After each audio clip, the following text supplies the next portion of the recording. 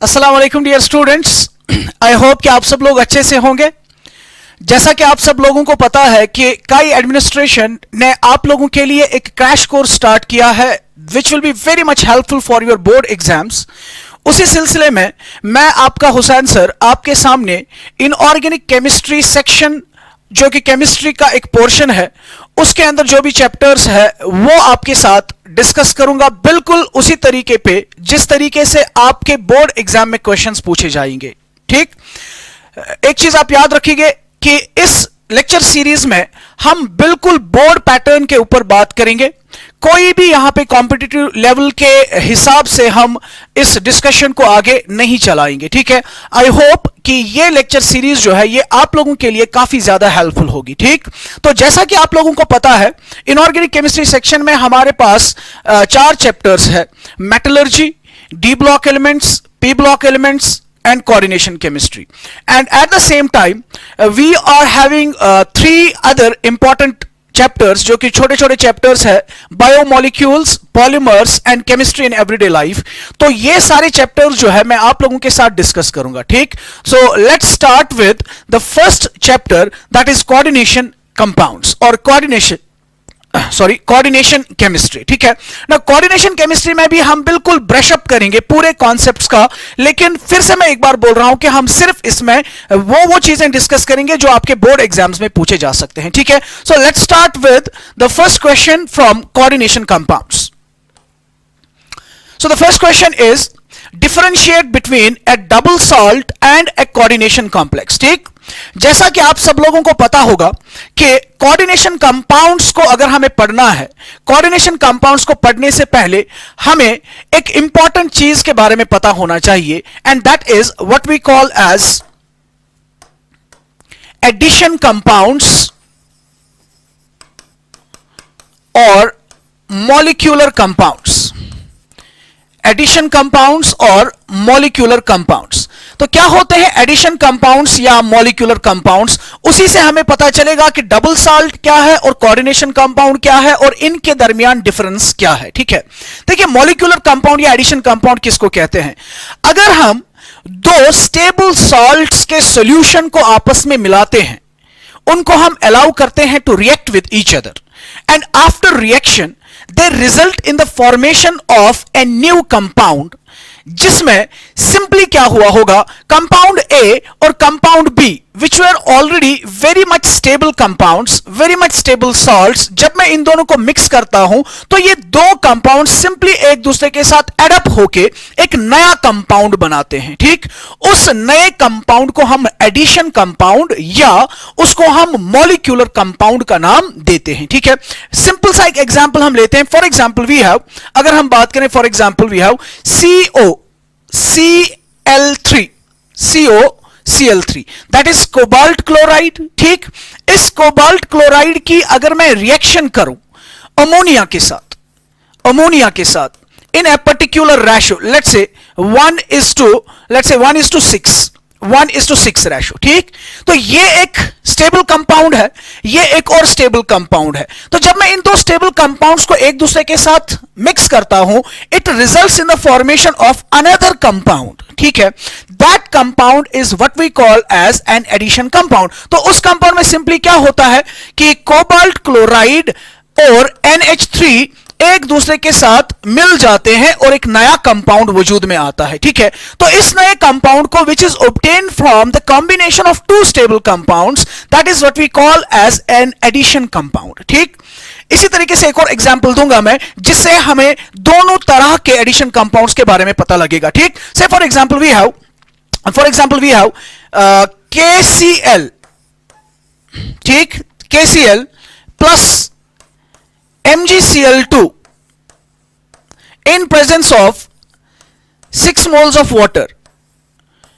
तो मैं क्या कर रहा हूं, KCl को MgCl2 के साथ मिक्स कर रहा हूं इन presence of water. So what will happen, ये 3 कंपाउंड जो है ये एक दूसरे के साथ एडअप होकर एक नया कंपाउंड बनाते हैं। जो नया कंपाउंड यहां पे बनेगा that is KCl MgCl2 6 times water। Again I will call this as an addition compound. ठीक, ये भी एक एडिशन कंपाउंड है, ये भी एक एडिशन कंपाउंड है। ठीक है, तो एडिशन कंपाउंड सिंपली क्या होते हैं? वो कंपाउंड्स जो बनते हैं दो स्टेबल सॉल्ट्स या दो स्टेबल कंपाउंड्स की कॉम्बिनेशन से। ठीक है ना। अब इन एडिशन कंपाउंड्स के दो टाइप्स होते हैं, एक को हम बोलते हैं डबल सॉल्ट और दूसरे को हम बोलते हैं कोऑर्डिनेशन कॉम्प्लेक्स। ठीक है ना। देखिए, डबल सॉल्ट किसको कहते हैं और कोऑर्डिनेशन कॉम्प्लेक्स किसको हम कहते हैं। ठीक, लेट्स से फॉर एग्जांपल अगर मैं इस कंपाउंड की बात करूं which is an addition compound, KCl MgCl2 6 times water. ठीक है ना। ये कंपाउंड जब बनता है, इसका जब मैं क्रिस्टल हासिल करता हूं सॉलिड स्टेट में, इसका अलग क्रिस्टल होता है, इसका अलग क्रिस्टल होगा, इसका अलग क्रिस्टल होगा। इनके कॉम्बिनेशन से एक नया क्रिस्टल स्ट्रक्चर वजूद में आएगा जो कि बिल्कुल डिफरेंट होगा, यानी कि एक नया कंपाउंड बन गया। ठीक, अब इसी सॉल्ट को अगर मैं उठा के डिसॉल्व करता हूं वाटर में, ठीक है ना, इसी सॉल्ट को अगर मैं उठा के डिसॉल्व करता हूं वाटर में, तो ये सॉल्ट जो है अपनी आइडेंटिटी लूज कर देता है। What does I mean by identity lose करता है? इसका मतलब यह है कि जब मैंने इसको सॉल्ट को वाटर में डाल दिया तो वाटर में जाने पे ये बिल्कुल वही आयॉन्स प्रोड्यूस करता है जिन आयॉन से ये बना था। ठीक है ना। क्या मतलब? फॉर एग्जांपल मैं KCl की बात करूं, KCl कौन कौन सा आयॉन प्रोड्यूस करता है वाटर में? K positive and Cl negative. ठीक, MgCl2 की बात करें, it produces Mg2 positive and Cl negative, Mg2 positive and Cl negative. Fine, ठीक है ना।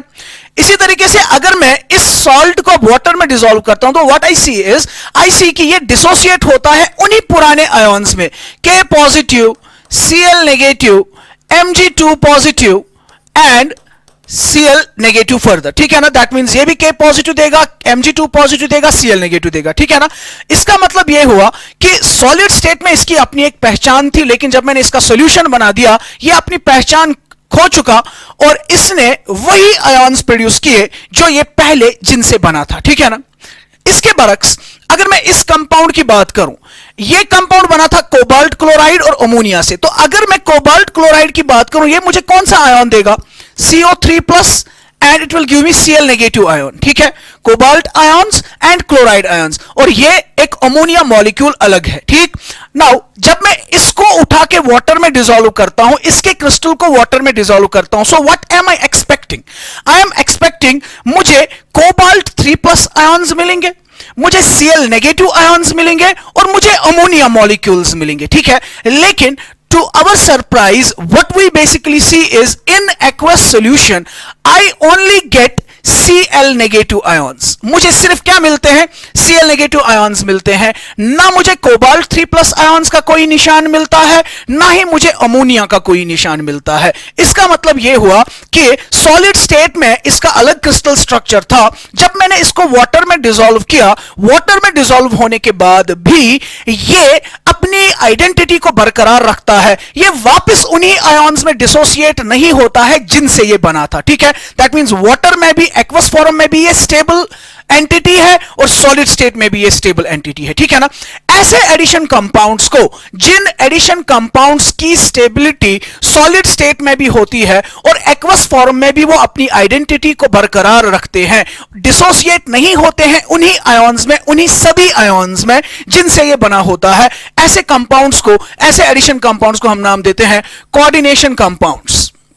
We call them as coordination compounds या coordination complexes. We call them as coordination compounds or coordination complexes. ठीक, and such type of addition compounds which are only stable in their solid state but which lose their identity in aqueous form, we call such compounds as double salts. इनको हम क्या नाम देते हैं? We call such compounds as double salts. ठीक है, तो अगर हमसे पूछा जाए what is the difference between a coordination complex and a double salt, simply we will say कि coordination compounds भी addition compounds होते हैं और double salts भी addition compounds होते हैं, मगर double salts जो होते हैं they are stable only in their solid state, coordination compounds are stable in their solid state as well as in their aqueous solution. ठीक, they retain their identity in the solid as well as in the aqueous solution, while as double salts जो होते हैं they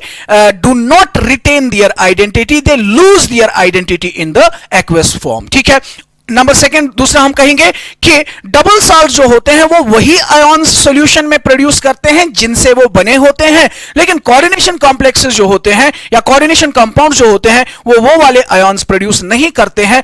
कोई कोई ion produce हो भी सकता है, लेकिन सभी आयॉन्स वो प्रोड्यूस नहीं करेंगे जिनसे वो असल में बना होता है, ठीक है। और कोऑर्डिनेशन कंपाउंड्स के अंदर क्या खासियत होती है? कोऑर्डिनेशन कंपाउंड्स के अंदर एक सेंट्रल मेटल एटम होता है या सेंट्रल मेटल आयन होता है। जैसे यहां पे कोबाल्ट मेटल है और उसके इर्द गिर्द बहुत सारे न्यूट्रल या नेगेटिवली चार्ज्ड स्पीशीज ऐसे होते हैं जो उस सेंट्रल मेटल के साथ कोऑर्डिनेट बॉन्ड्स के थ्रू लिंक होते हैं, ठीक है। तो अगर हमें कोऑर्डिनेशन कॉम्प्लेक्सेस को डिफाइन करना है, हम कोऑर्डिनेशन कॉम्प्लेक्सेस को कैसे डिफाइन करेंगे?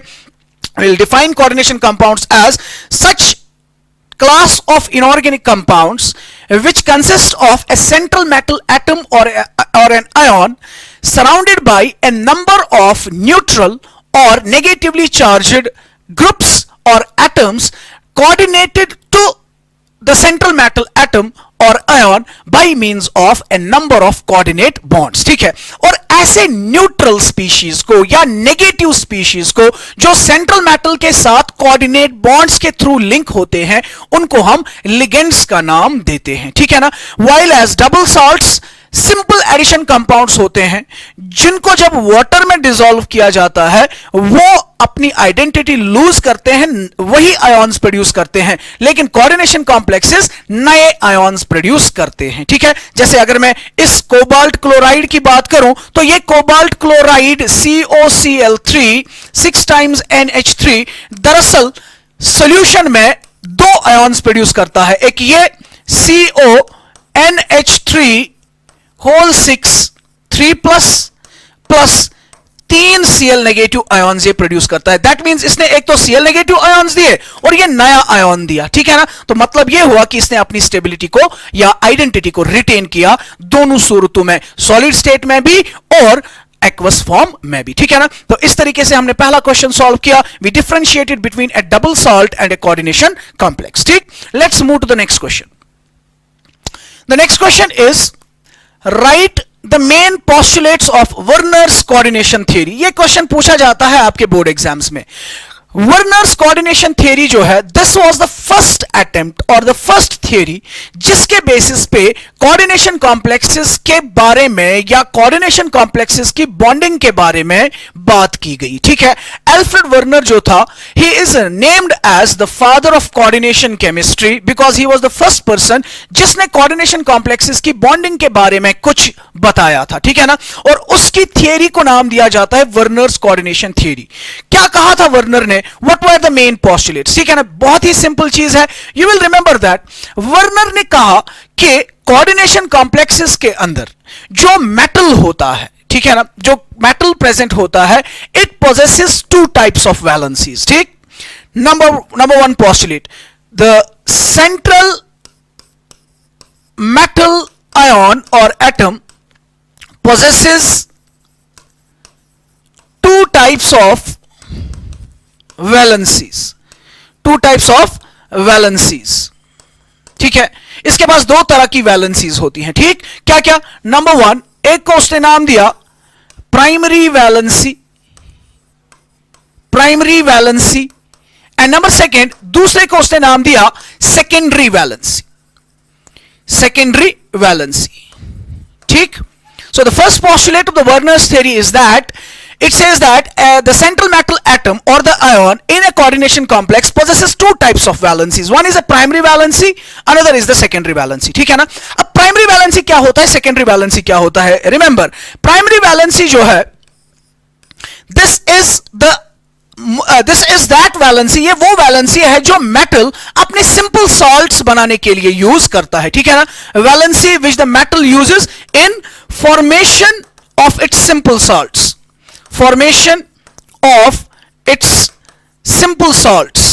ठीक। तो अभी हमने बताया सिंपल सॉल्ट्स और एडिशन सॉल्ट्स या एडिशन कंपाउंड्स या कोऑर्डिनेशन सॉल्ट्स या कोऑर्डिनेशन कंपाउंड्स जो है उनके दरमियान डिफरेंस क्या होती है, ठीक है। सिंपल सॉल्ट्स, मिसाल के तौर पर अभी जो हमने एग्जांपल दिया कोबाल्टस क्लोराइड, ठीक है, कोबाल्ट क्लोराइड, ठीक, COCl3। यह है ना एक सिंपल साल्ट, इसमें कोबाल्ट ने कितने बॉन्ड्स बनाए हैं? 3, ठीक है, और कोबाल्ट की वैलेंसी यहां पे क्या है? 3। That is the primary valency, ठीक है। सिंपली तो हमने क्या कहा? which it uses in the formation of its simple salts, ठीक। Number second point is that कि ये वैलेंसी जो होती है, it is ionisable, it is ionisable. Ionisable का मतलब ये इस वैलेंसी जो ये बॉन्ड्स बनाता है वो डिसोसिएट हो जाते हैं, वो ब्रेक हो जाते हैं, ठीक है।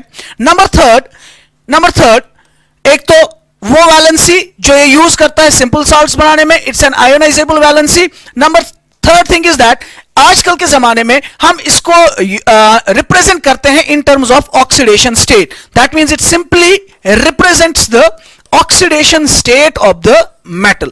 जो oxidation state of the metal होगी कोऑर्डिनेशन कंपाउंड में, वो उसकी क्या होती है? प्राइमरी वैलेंसी, ठीक है ना। And you know coordination complexes में जो मेटल होगा उसकी जो ऑक्सीडेशन स्टेट होती है वो हमेशा पॉजिटिव होती है। तो इस पॉजिटिव वैलेंसी को कौन सेटिस्फाई कर सकते हैं? ऑब्वियसली नेगेटिवली चार्ज्ड एटम्स, ठीक है ना, नेगेटिवली चार्ज्ड एटम्स, ठीक। So number next point is that this is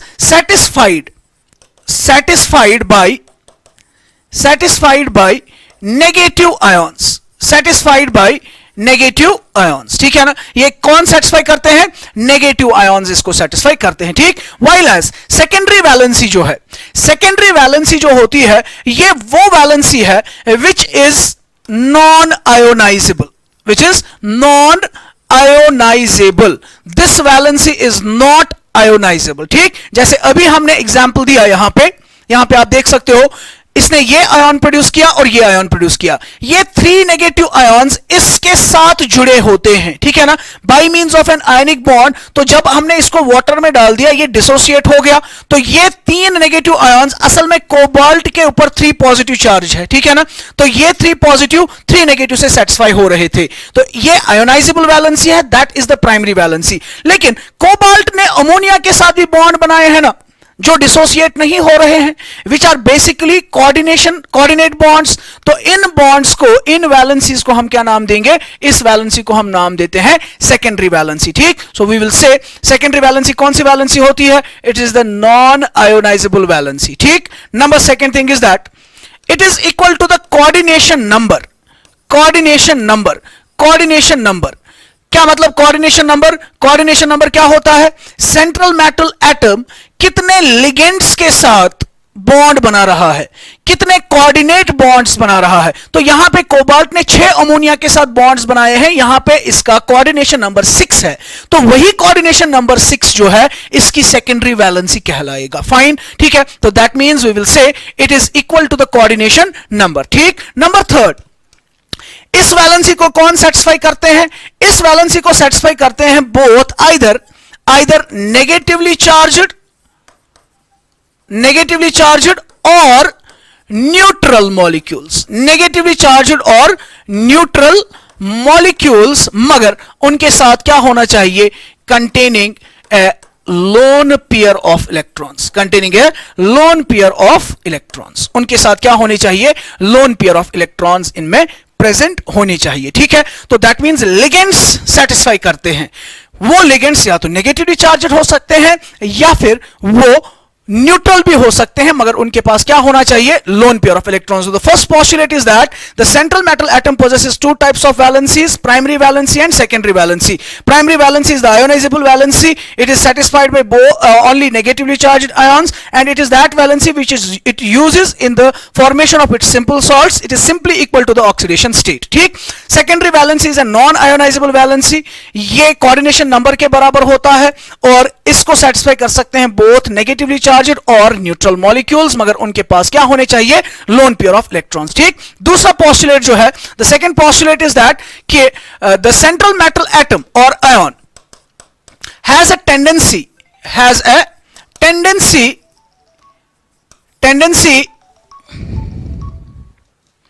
to satisfy both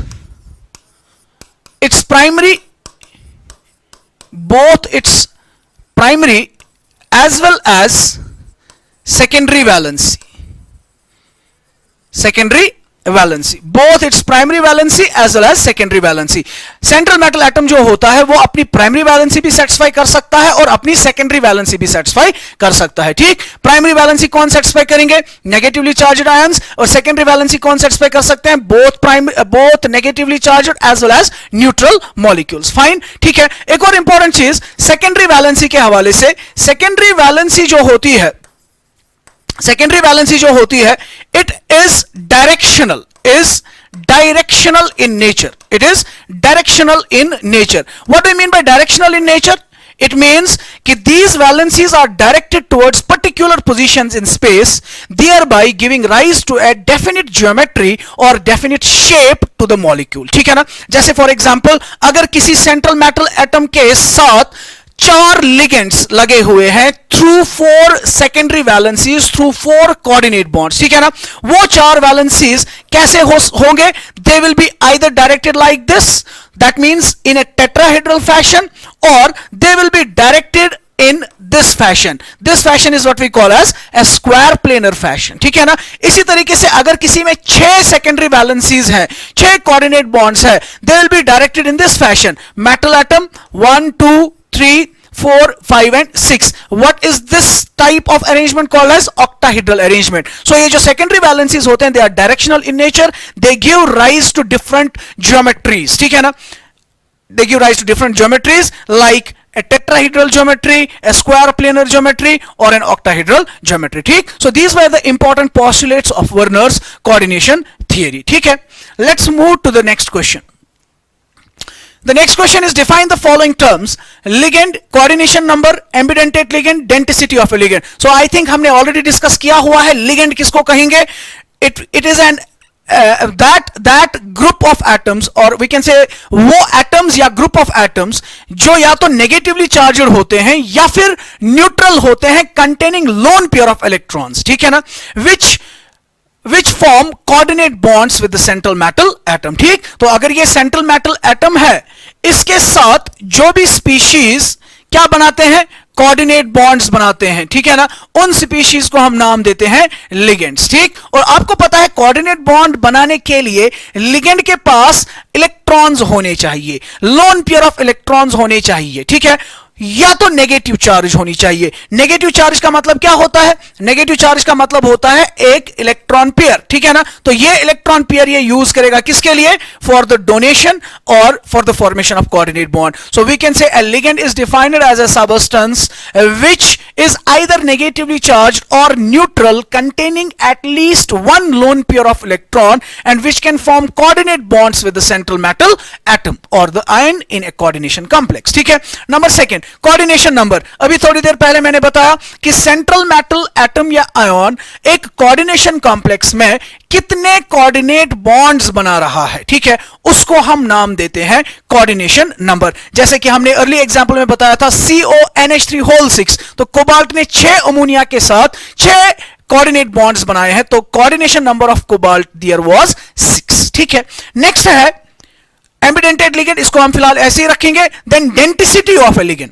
denticity of a ligand, ligand की डेंटिसिटी का मतलब क्या है? लिगेंड की डेंटिसिटी का मतलब बहुत ही सिंपल है. It says that, it means that कि एक लिगेंड जो है उस लिगेंड के अंदर वो लिगेंड कितने कोऑर्डिनेट बॉन्ड्स बना सकता है, लिगेंड कितने कोऑर्डिनेट बॉन्ड्स बना सकता है, ठीक है ना? मिसाल के तौर पर अगर हम बात करें Cl नेगेटिव की, ठीक है, तो Cl नेगेटिव जो है, Cl नेगेटिव के पास we know there are 4 lone pair of electrons. ठीक, तो एक Cl नेगेटिव हमेशा अपना एक लोन पेयर उठाएगा और इसको कोऑर्डिनेट करेगा किसके साथ? सेंट्रल मेटल एटम के साथ. ठीक है?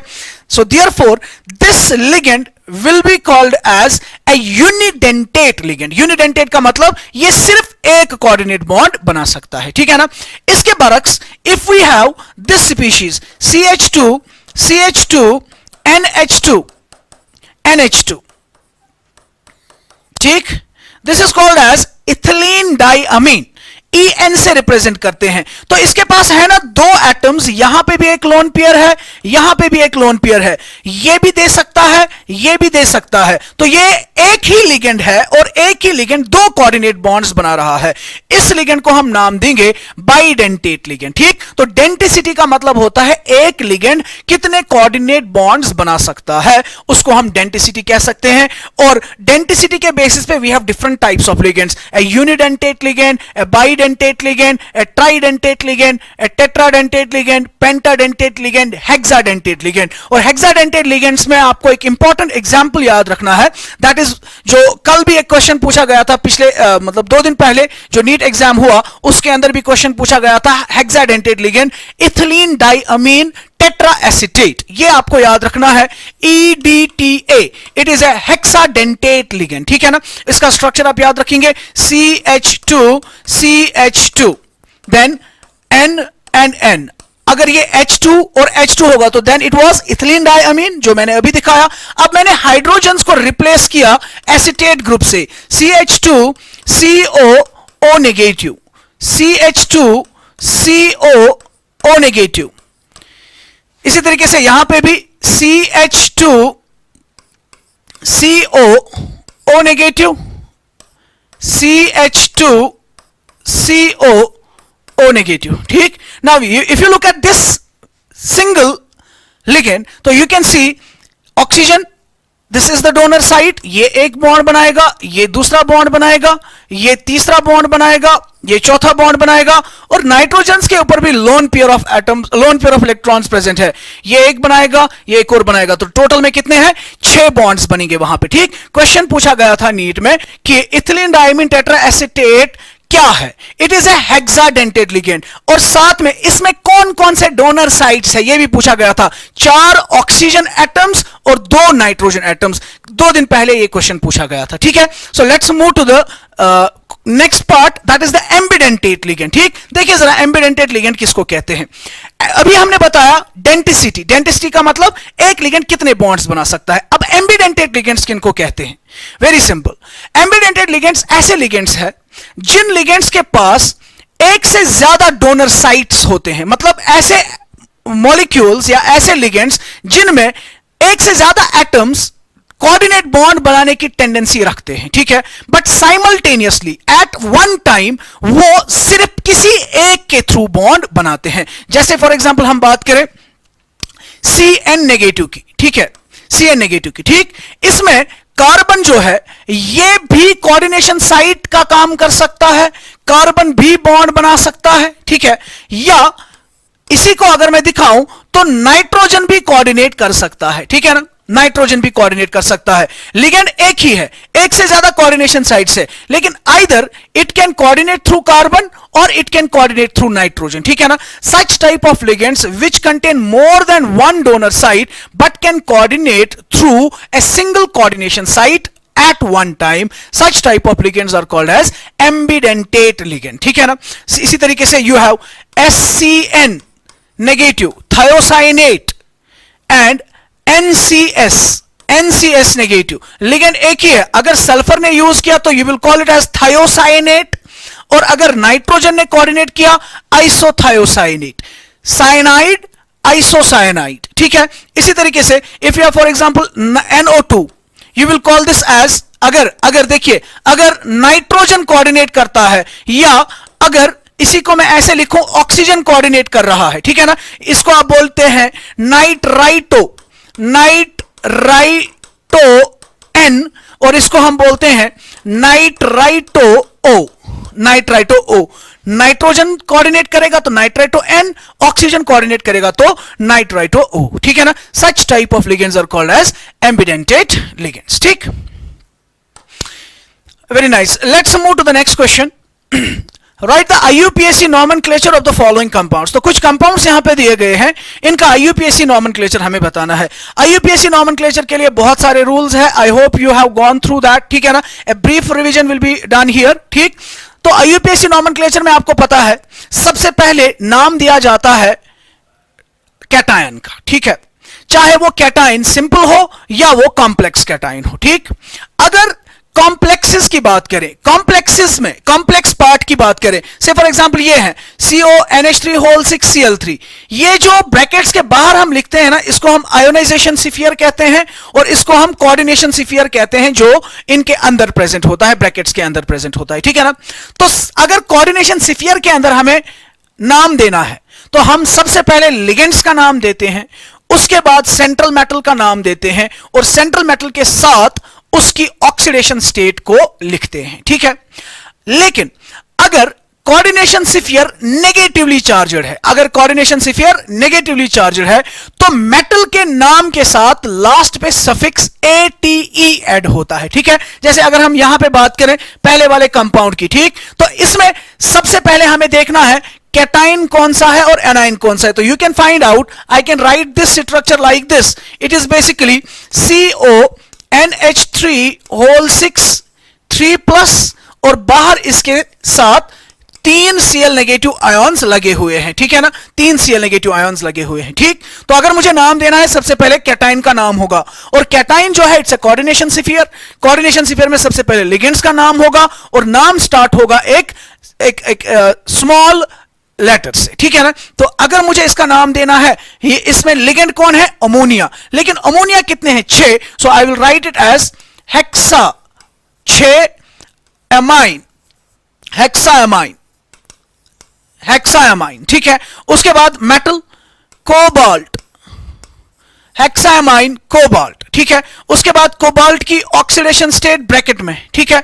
तो कोबाल्ट की अगर ऑक्सीडेशन स्टेट निकालेंगे, nitrogen is this ammonia is neutral, that means इसके ऊपर जितनी भी चार्ज है वो कोबाल्ट की ही चार्ज है, तो 3+, तो इसको हम रोमन न्यूमेरल्स में लिखेंगे 3, हेक्साअमीन कोबाल्ट 3 क्लोराइड। तो कोऑर्डिनेशन स्फीयर से बाहर जो आयोनाइजेशन स्फीयर है ये Cl नेगेटिव है और Cl नेगेटिव को हम बोलते हैं नाम as an ionization sphere, you will write it as chloride, ठीक। So the name of this compound will be hexaamine cobalt 3 chloride, ठीक। Let's move to the next one. Next जो हमारे पास है K4 FeCN होल 6, तो that means you know potassium हमेशा कैसे present होगा, एज K पॉजिटिव, और इसका मतलब यह है कि ये नेगेटिवली चार्जड है, ठीक। अब पोटेशियम कितने हैं, 4, दैट मींस इस कोऑर्डिनेशन स्फीयर के बाहर 4 पॉजिटिव चार्जेस हैं, ठीक है। 4 पॉजिटिव चार्जेस होने का मतलब कोऑर्डिनेशन स्फीयर के ऊपर 4 नेगेटिव चार्जेस हैं, ठीक। सबसे पहले नाम किसका दिया जाएगा, सबसे पहले नाम दिया जाएगा कैटाइन का। कैटाइन कौन है, potassium, so I will write the name potassium, potassium, ठीक। उसके बाद कोऑर्डिनेशन स्फीयर की बात हुई, इसमें पहले लिगेंड का नाम दिया जाएगा फिर मेटल का। तो लिगेंड कौन है, साइनाइड, ठीक है। So I will call it as cyanide, लेकिन कितने साइनाइड है, 6। सो पोटेशियम हेक्सा साइनाइड के लिए एज ए लिगेंड नाम दिया जाएगा सयानो, हेक्सा सयानो। उसके बाद आयरन। अब चूंकि मैंने अभी बताया, चूंकि कोऑर्डिनेशन स्फीयर के ऊपर नेगेटिव चार्ज है तो आयरन का नाम आयरन नहीं लिखा जाएगा, इसके लैटिन नेम के साथ ATE जोड़ दिया जाएगा, यानी पोटेशियम हेक्सासायानो फेरेट, हेक्सासायानो फेरेट। उसके बाद इसकी oxidation state, so if you find the oxidation state, मैं ऐसे निकालूंगा, इस सारे के ऊपर -4 है तो I will write is equal to -4। मुझे किसकी निकालनी है, आयरन की। आयरन के लिए मैं लिखूंगा X plus Cn, you know Cn के ऊपर माइनस चार्ज होती है तो I will say -1 on 1 Cn multiplied by 6 Cn, so it is X is equal to -4 plus 6, that means x का वैल्यू किसके बराबर आएगा, x का वैल्यू आएगा बराबर +2 के, ठीक है। x का वैल्यू आएगा बराबर +2 के, यानी कि हम इसको लिखेंगे hexacyanoferrate second, potassium hexacyanoferrate second, ठीक। Let's move to the next one. Next one हमारा है K3 FeCN6, में यहां पे दिखाऊंगा अलग से, K3 FeCN होल 6, ठीक। फिर से यहां पे कैटाइन कौन है, पोटेशियम। तो पोटेशियम के ऊपर पॉजिटिव चार्ज 3 के ऊपर 3, यानी इस कोऑर्डिनेशन स्फीयर के ऊपर -3 चार्ज होगी, ठीक है। तो नाम क्या बनेगा, पोटेशियम, शाबाश, it will be again potassium. उसके बाद कोऑर्डिनेशन स्फीयर में किसका नाम दिया जाएगा, पहले लिगेंड का। लिगेंड कितने हैं, 6, so I will again right हेक्सासायानो, हेक्सासायानो। फिर से नेगेटिवली चार्ज है तो आयरन बन जाएगा फेरेट, ठीक है। ऑक्सीडेशन स्टेट अगर काउंट करें तो यहां पे टोटल चार्ज कितनी है, -3, so I will write is equal to -3 iron के लिए X प्लस Cn के लिए -1 मल्टीप्लाइड बाई 6, सो x का वैल्यू होगा -3 plus 6, x is equal to +3, ठीक। तो दैट मीन्स इसका जो ऑक्सीडेशन स्टेट आएगा that will be third, so you will write the name potassium hexacyanoferrate third, ठीक। Let's move to the next molecule, the next molecule is PtNH3 whole twice Cl2, ठीक। यहां पे मैं दिखा रहा हूं PtNH3 होल ट्वाइस Cl2, ठीक। So this molecule is a neutral species, ये पूरा न्यूट्रल है, तो नाम एक ही होगा इसका, क्या नाम होगा। अब इसमें लिगेंड्स का नाम पहले लिखना है, लिगेंड इसमें एमाइन है और क्लोराइड है, क्लोरो है या क्लोराइडो है, ठीक है। तो एमाइन और क्लोराइडो, रूल कहता है कि अगर एक से ज्यादा लिगेंड्स होंगे तो अल्फाबेटिकल ऑर्डर में नाम दिया जाएगा, यानी एमाइन का नाम पहले आएगा, उसके बाद क्लोराइडो या क्लोरो का नाम आएगा, ठीक है ना। सो दैट मीन्स अगर मुझे इसका नाम लिखना है, शाबाश, what will be the name of this compound, I will write amine, कितने हैं 2, so I will write it is diamine, शाबाश। उसके बाद 2 क्लोरीन्स है, ठीक है ना। So the name will be diamine dichloro या डाईक्लोराइडो, डाईएमाइन डाईक्लोराइडो। उसके बाद platinum, then the oxidation state, what is the oxidation state, molecule overall neutral है, अमोनिया का 0, 1 Cl का -1, 2 Cl का -2, न्यूट्रल कब होगा, जब प्लैटिनम के ऊपर +2 होगा, so that means it will be platinum second, diamine dichloro platinum second, ठीक है। इसी तरीके से नेक्स्ट वाला COEN whole twice Cl3, EN ligand कौन सा है, इथिलीन डाईअमीन, और Cl क्लोराइडो, तो पहले कौन आएगा, E कि C, पहले आएगा C, ठीक है ना, अल्फाबेटिकल ऑर्डर में C आएगा, तो नाम क्या बनेगा, I will write the name as trichloro, ये आ गया पहले। उसके बाद इथिलीन डाइमीन, लेकिन कितने हैं, 2, क्योंकि इथिलीन डाइअमीन के नाम में ही ऑलरेडी एक न्यूमेरिकल प्रीफिक्स डाई आ रहा है, ठीक है। इस सूरत में रूल ये कहता है कि अगर किसी लिगेंड के नाम में ही डाई, ट्राई एटसेट्रा होगा, तो वहां पे अगर वो एक से ज्यादा बार रिपीट होंगे, 2 बार होंगे, तो उस वक्त डाई के बजाय बिस टर्म यूज होगी, 3 बार होगा तो ट्रिस, 4 बार होगा तो टेट्राकिस, 5 बार होगा तो पेंटाकिस एंड सो ऑन, ठीक है ना। So what will be the name, ethylene diamine 2 बार है, तो आई विल राइट ट्राइक्लोरो, उसके बाद बिस, ठीक, देन ब्रैकेट, बिस यानी 2, कौन है 2, इथिलीन डाइअमीन, ठीक है ना, ethylene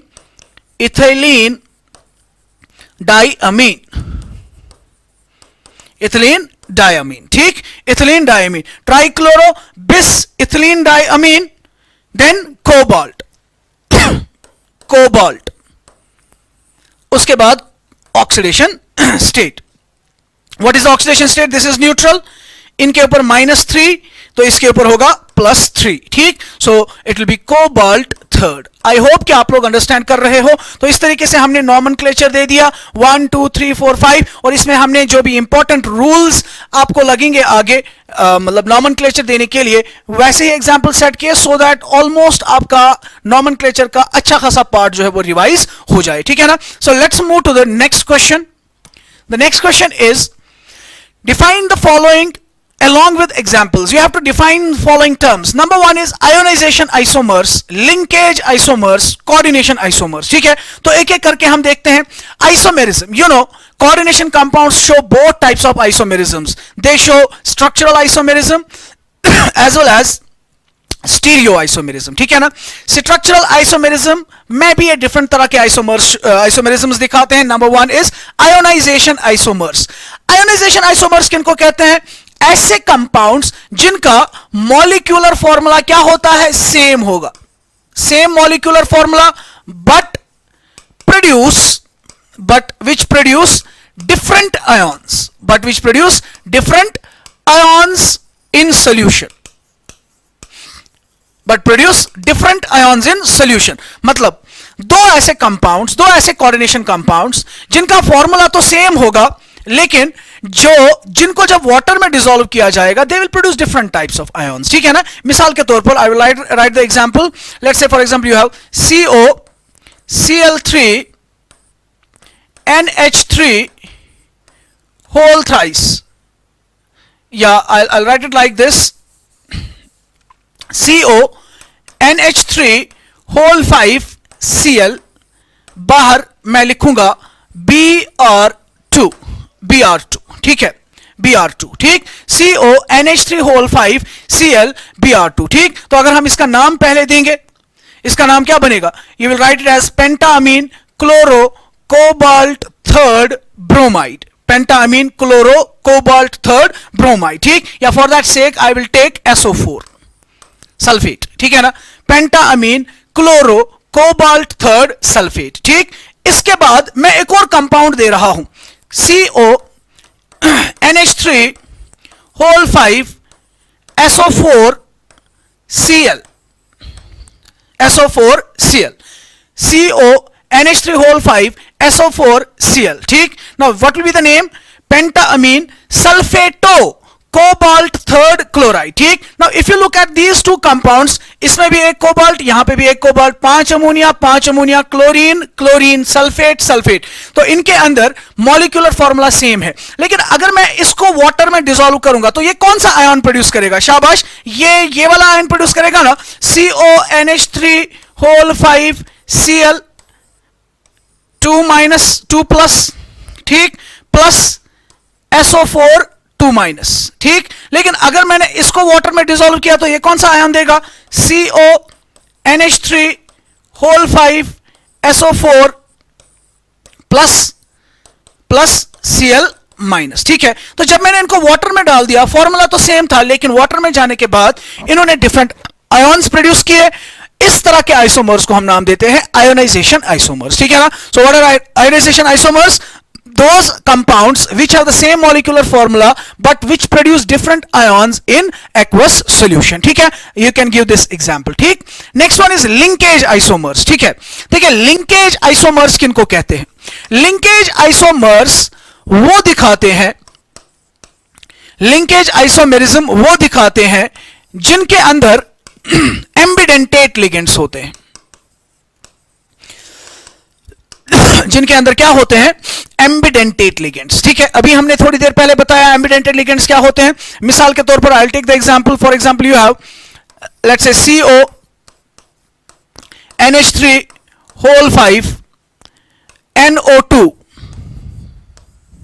CONH3 whole 5 NO2 Cl2, what will be the name of the compound? Ammonia है, नाइट्राइटो है, ठीक है ना। अब ये नाइट्राइटो जो है ये एम्बिडेंटेट लिगेंड है, ये नाइट्रोजन के थ्रू भी डोनेशन कर सकता है, ऑक्सीजन के थ्रू भी डोनेशन कर सकता है, ठीक है ना। एक और मैंने कंपाउंड लिखा CONH3 whole 5 ONO Cl2, ONO Cl2, ठीक है। What will be the name of this complex and name of this complex? First of all, if you look at the formula, CO1 NH3 5 NH3 5 NO2 1 NO2 1 Cl2 2 Cl2 2, molecular formula same। लेकिन अगर हम देखें इसका नाम क्या बनेगा? इसका नाम मैं दिखा रहा हूं, I will write the name as pentamine, then nitro है या नाइट्राइटो है, पेंटामीन नाइट्राइटो एन, या हम ऐसे लिखेंगे pentaamine nitrito N, then you have cobalt, उसके बाद ऑक्सीडेशन स्टेट इसका -1 हो गया इसका, तो बाहर Cl2 है यानी कि कोबाल्ट 3 प्लस है, cobalt third. Now if I write the name of this compound, what will be the name? पेंटामीन,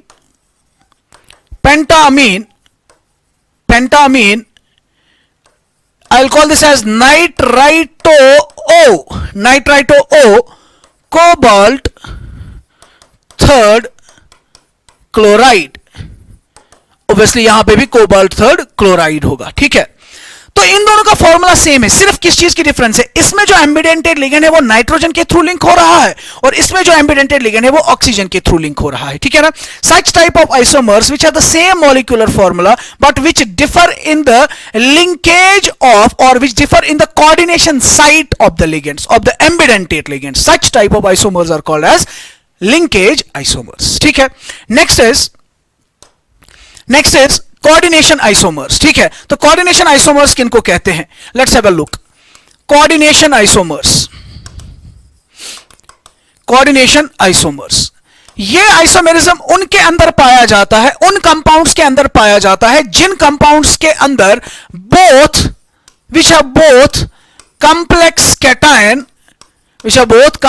cation and complex anion, which have both complex cation and complex anion, जिनमें cation भी complex होता है और A9 भी complex होता है। ठीक है, मिसाल के तौर पर वी हैव CONH3 होल 5, ठीक, then CrCN whole 6 and whole 6। ठीक है, if you look at this compound, ये एक ही कंपाउंड है, इसमें ये वाला पार्ट कैटायनिक पार्ट है, ये वाला पार्ट एनायनिक पार्ट है। तो यू नो कोबाल्ट, इस NH3 की अगर हम बात करें, मैं यहां पे पूरा डिटेल में नहीं जाऊंगा, आई सिंपली से कि इसके ऊपर 3+ चार्ज है, ये कहां से आया, 3- चार्ज है, यही मैंने क्यों दिया, दैट्स ए सेपरेट स्टोरी, वो आपकी क्लासरूम में हम डिस्कस करते हैं, इस वक्त यहां पे वो सारी चीज हम डिस्कस नहीं करेंगे।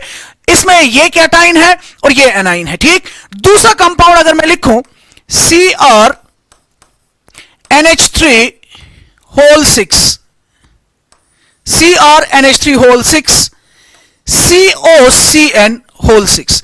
Now, if you look at these two compounds, you can simply see कि इन दोनों कंपाउंड्स के अंदर फॉर्मूला सेम है, कोबाल्ट 1, अमोनिया 6, क्रोमियम 1, साइनाइड 6, ठीक है ना। तो ये होगा 3+ और ये होगा 3-, ठीक है ना। But what is the difference between the two? The difference is simply कि इनमें कॉम्प्लेक्स कैटाइन के अंदर जो लिगेंड्स होते हैं, एक में एक तरह के लिगेंड्स है, दूसरे में दूसरे तरह के लिगेंड्स है। ठीक, यहां पे कोबाल्ट के साथ अमोनिया लिंक्ड है, ठीक है, यहां पे उसी कोबाल्ट के साथ साइनाइड लिंक्ड है, यहां पे क्रोमियम के साथ साइनाइड है, यहां पे क्रोमियम के साथ अमोनिया है। तो ऐसे आइसोमर्स जिनका फॉर्मूला सेम होगा but which differ in the nature of the ligands in the coordination spheres, जिनमें लिगेंड्स डिफर करते हैं कोऑर्डिनेशन स्फीयर्स में।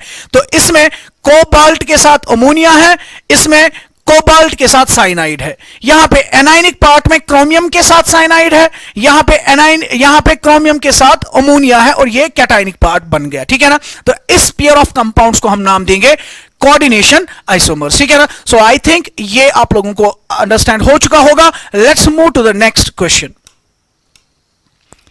The next question is define fac and mer isomers. ठीक है ना, आपने पढ़ा होगा, चूंकि ये रिवीजन चल रहा है तो आपको ऑलरेडी पता है कि स्टीरियो आइसोमेरिज्म भी ये शो करते हैं। They can show stereo isomerism में ये कोऑर्डिनेशन कंपाउंड जो है they can show both geometrical isomerism as well as optical isomerism. ठीक है, फेक एंड मर आइसोमर्स किनको कहते हैं? Fac basically represents facial and mer means meridional. एक आइसोमर को हम फेशियल आइसोमर कहते हैं, दूसरे को मेरिडियोनल आइसोमर कहते हैं। ठीक है, ये वाला आइसोमेरिज्म इस तरह के कंपाउंड्स में देखा जाता है जिसमें मेटल के साथ A3 और B3 टाइप के लिगेंड्स हो। MA3B3 टाइप ऑफ कंपाउंड्स के अंदर इस तरह का आइसोमेरिज्म पाया जाता है। ठीक है ना, ऑक्टाहेड्रल ज्योमेट्री होगी क्योंकि 6 कोऑर्डिनेशन नंबर से। What does this A represent? A represents A monodentate ligand, B represents another type of monodentate ligand. तो 6 मोनोडेंटेड लिगेंड से तो कोऑर्डिनेशन जो नंबर है यहां पे 6 है। कोऑर्डिनेशन नंबर 6 का मतलब इसमें ज्योमेट्री कौन सी होगी? ज्योमेट्री होगी ऑक्टाहेड्रल। ठीक है, नाउ इस ऑक्टाहेड्रल में इन 3A और 3B की जो पोजीशन है वो 2 तरह की पोजीशन हो सकती है। ठीक है ना। नाउ इफ यू रिमेंबर, आप लोगों को पता होगा, पढ़ा है आपने कि ये जो 4 बॉन्ड्स हैं they are lying on this plane, और एक बॉन्ड जो है ये बाहर आ रहा है, एक अंदर जा रहा है। ठीक है, या अगर मैं ये प्लेन कंसीडर करूं, दिस प्लेन, ठीक है, this plane if I will consider, इस प्लेन के अंदर यहां पे सेंट्रल मेटल एटम है, इधर एक यहां पे है, दूसरा बॉन्ड इधर है, तीसरा इधर है, चौथा इधर है, और 5वां बॉन्ड इधर है और 6वां बॉन्ड इधर है। ठीक है ना। नाउ ये A और B कौन सी पोजीशन इख्तियार कर सकते हैं? ठीक है, देखिए जरा, अगर आप देखें ये और ये bond, this and this bond, axis के ऊपर जो बॉन्ड लगा है, और ये वाला बॉन्ड, ये वाला बॉन्ड, ये वाला बॉन्ड और ये वाला बॉन्ड, इनके दरमियान एंगल क्या है? 90 डिग्री। ठीक है ना। ये वाला बॉन्ड और ये वाला बॉन्ड इधर से जो जा रहा है, इनके दरमियान एंगल कितना है? 90। ये वाला bond, this one and this one, ये जो इधर की तरफ जा रहा है 90 डिग्री। ये वाला बॉन्ड और यहां से ये भी 90 डिग्री, ठीक ना। अगर ए और ए यहां पे है, ठीक है ना, आपको पता है कि what does this form, this forms and ये बनाता है एक इक्विलेटरल ट्रायंगुलर फेस, ठीक है ना। अगर ऑक्टाहेड्रल के इक्विलेटरल ट्रायंगुलर फेस के ऊपर 3 एटम्स ए के हैं और दूसरे ट्रायंगुलर फेस पे 3 एटम्स किसके हैं, बी के हैं, लाइक दिस वन, ठीक है ना। अगर ऑक्टाहेड्रल के इक्विलेटरल ट्रायंगुलर फेस के ऊपर 3 ए और दूसरे इक्विलेटरल ट्रायंगुलर फेस के ऊपर 3 बी एटम्स मौजूद हैं, ठीक है, उसको हम नाम देंगे फेक आइसोमर या फेशियल आइसोमर। इसको हम नाम देते हैं फेशियल आइसोमर, ठीक है। Let me try to explain it with the help of a paper.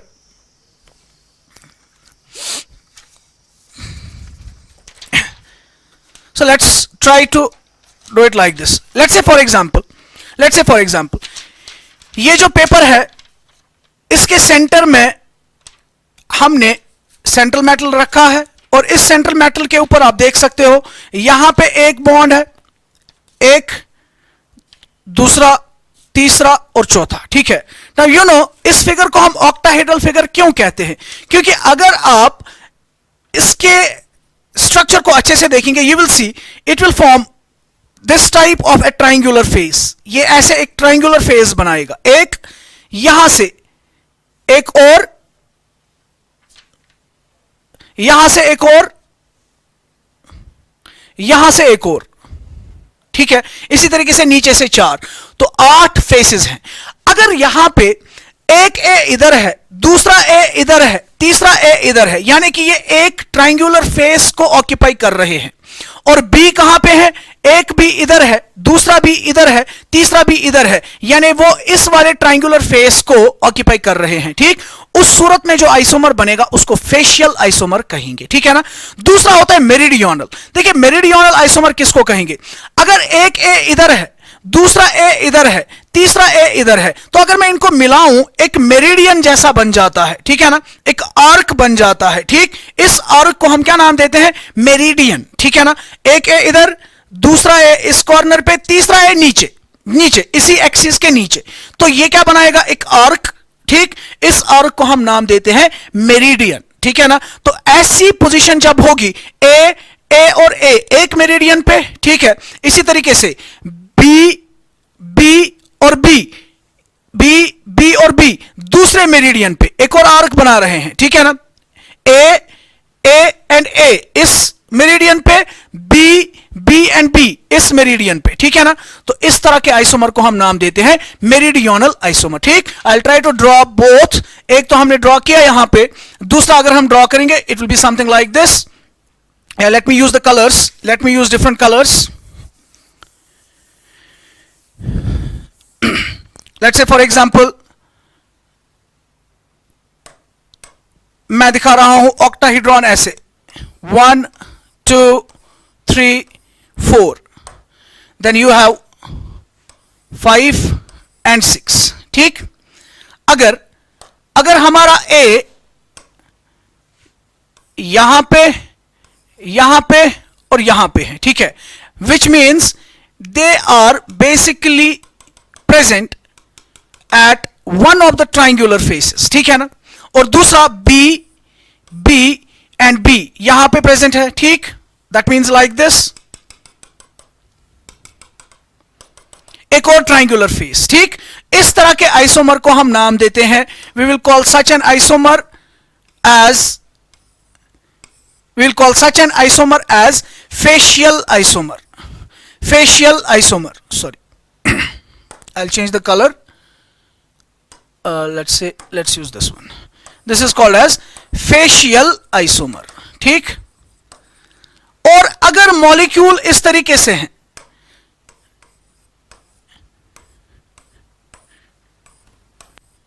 at one of the meridians, for example, A इधर है, ठीक है, दूसरा ए इधर है और तीसरा ए इधर है, यानी कि एक मेरिडियन पे, ठीक। इसी तरीके से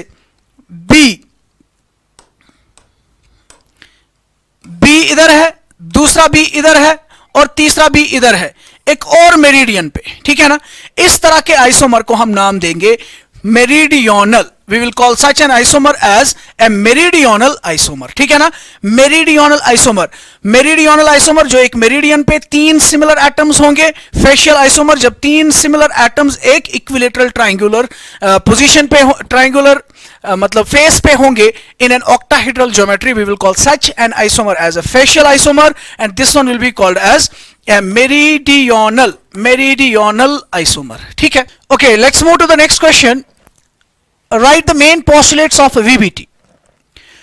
You know कि जो वर्नर्स कोऑर्डिनेशन थियरी थी उसके बहुत सारी लिमिटेशंस थी, और उन लिमिटेशंस को दूर करने के लिए एक और नई थियरी दी गई, दैट इज VBT।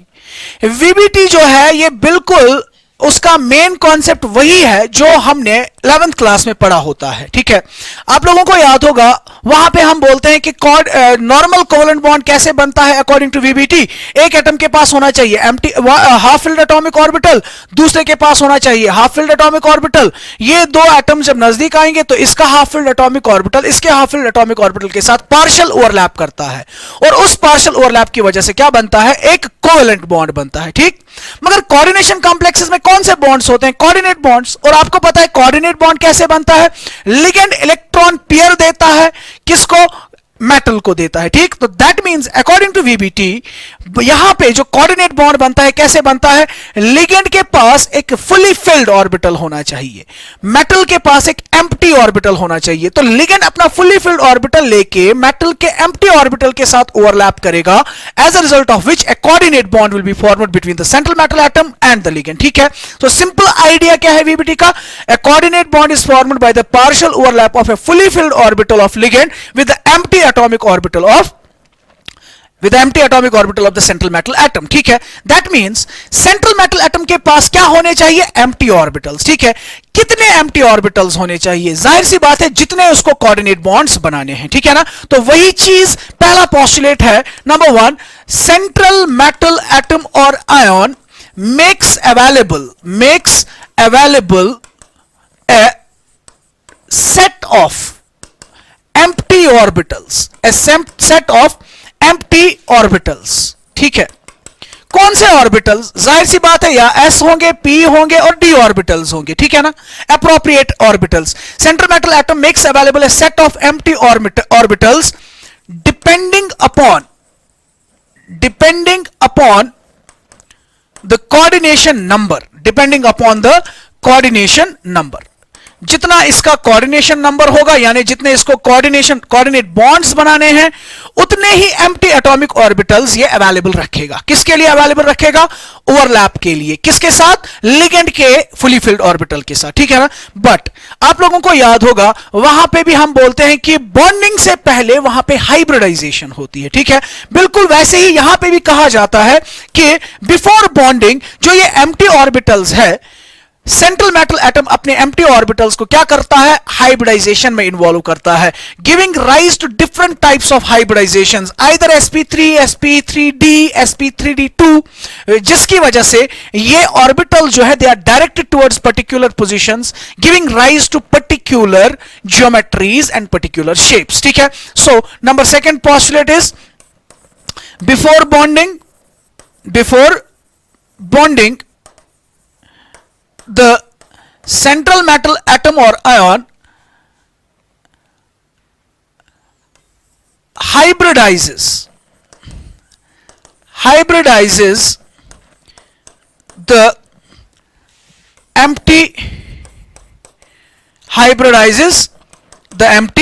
orbitals, ठीक है ना, hybridizes the empty orbitals, ठीक। तो हाइब्रिडाइजेशन जब होगी तो क्या क्या हाइब्रिडाइजेशन हो सकती है, sp3 हो सकती है, sp3d हो सकती है, sp3d2 हो सकती है, ठीक है, क्लियर। पहली चीज इसके पास एम्प्टी ऑर्बिटल्स होंगे, वो उन एम्प्टी ऑर्बिटल्स का क्या करेगा, हाइब्रिडाइजेशन में हिस्सा इनको करवाएगा। अब ये जो हाइब्रिडाइजेशन में हिस्सा लेंगे, s के साथ p हाइब्रिडाइज होगा या s के साथ p के साथ में d भी हाइब्रिडाइजेशन होगा।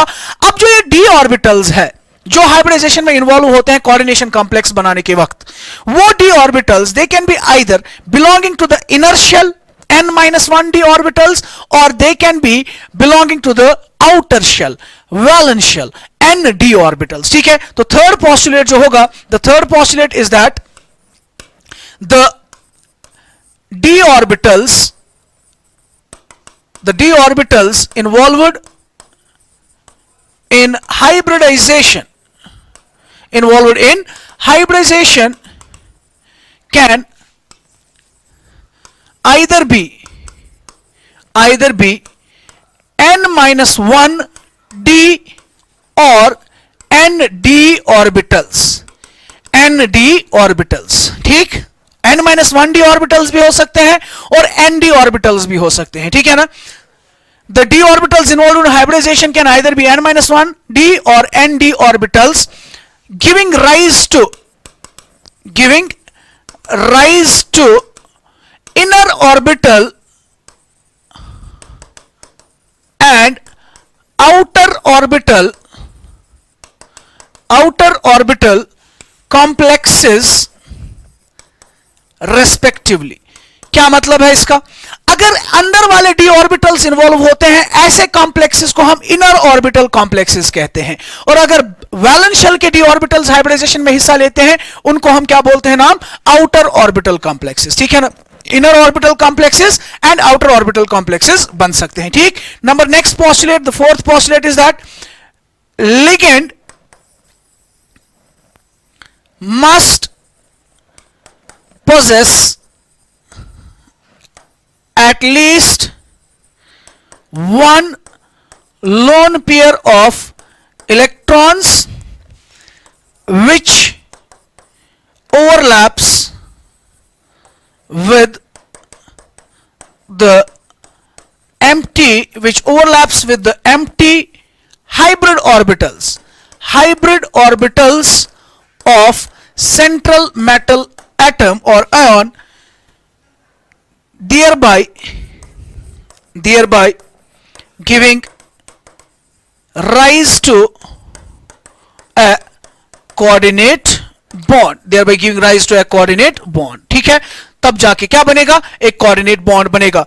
तो उसके पास एक लोन पेयर होना चाहिए जो ओवरलैप करेगा with the empty orbital of the hybrid orbitals of the central metal atom, giving rise to a coordinate bond. ठीक है, तो यही इंपॉर्टेंट पोस्टुलेट्स है किसके? हमारे VBT के. ठीक. एक और इंपॉर्टेंट पॉइंट है वो ये कि अगर बॉन्ड बनने के बाद जो सेंट्रल मेटल एटम या आयन है उसके पास कोई अनपेयर्ड इलेक्ट्रॉन बचता है, ठीक है, तो उस अनपेयर्ड इलेक्ट्रॉन की वजह से वो कॉम्प्लेक्स जो है वो पैरामैग्नेटिक इन नेचर होगा. That means it will B weekly attracted by the magnetic field. और अगर कोई भी अनपेयर्ड एटॉमिक ऑर्बिटल नहीं है तो वो एक्ट करेगा एज ए डायमैग्नेटिक सबस्टेंस. ठीक. So the fifth postulate is that if after the bond formation central metal ion possesses at least one unpaired electron, it will be paramagnetic in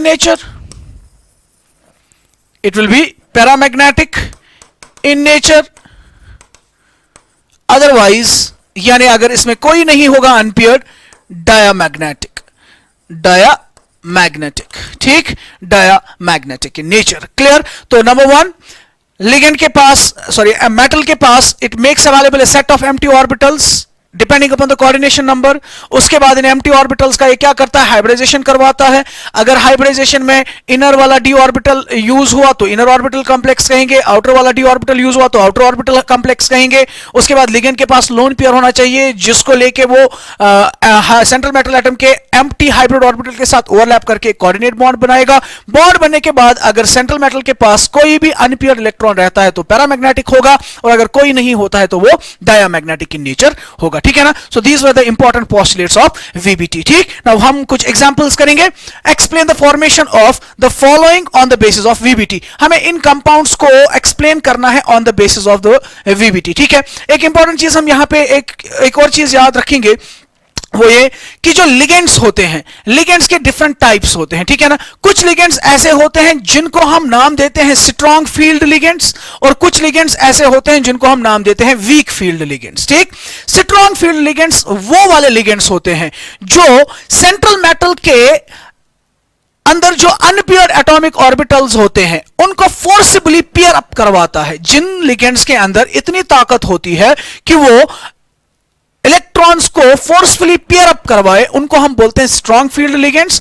और वो ligands जिनमें यह ताकत नहीं होती है कि वो अनपेयर्ड इलेक्ट्रॉन्स को पेयर अप करवाए, उनको हम नाम देते हैं वीक फील्ड लिगेंड्स। ठीक है ना। कुछ इंपॉर्टेंट कंपाउंड्स हमारे पास यहां पे हैं, इनकी बॉन्डिंग को हम एक्सप्लेन करेंगे on the basis of VBT. Let's take the first case, CONH3 whole 6 3+। ठीक है ना। तो जब भी हमें किसी भी कंपाउंड को एक्सप्लेन करना है on the basis of VBT, सबसे पहले हम सेंट्रल मेटल आयन को लिखेंगे। सेंट्रल मेटल आयन इसमें कौन सा है? कोबाल्ट 3+। ठीक, तो कोबाल्ट 3+ की वैलेंशियल कॉन्फ़िगरेशन अगर हम याद करें, कोबाल्ट का एटॉमिक नंबर क्या है? कोबाल्ट का एटॉमिक नंबर है 27। Scandium, titanium, vanadium, chromium, manganese, iron, cobalt 27। ठीक है ना। सो कोबाल्ट 27 यानी इसकी कॉन्फ़िगरेशन क्या होगी? 3d7 4s2। मगर चूंकि 3 इलेक्ट्रॉन्स निकले हैं तो 3d7 के बजाय 3d6 होगा, 4s0 होगा। ठीक, 4s0। Fine, now I can right it like this.